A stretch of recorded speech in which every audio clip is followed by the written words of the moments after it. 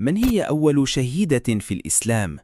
سمية بنت الخياط، أما ابنها عمار بن ياسر الذي نزل به قوله تعالى: من كفر بالله من بعد إيمانه إلا من أكره وقلبه مطمئن بالإيمان. روى أن قريشا أكرهوا عمارا وأبويه ياسرا وسمية على الارتداد، فأبوا ذلك فقتلوهم.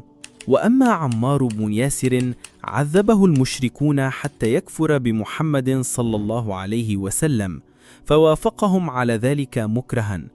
فقيل: يا رسول الله، إن عمارا قد كفر.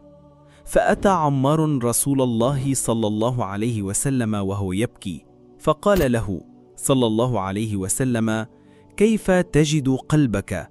قال: مطمئن بالإيمان.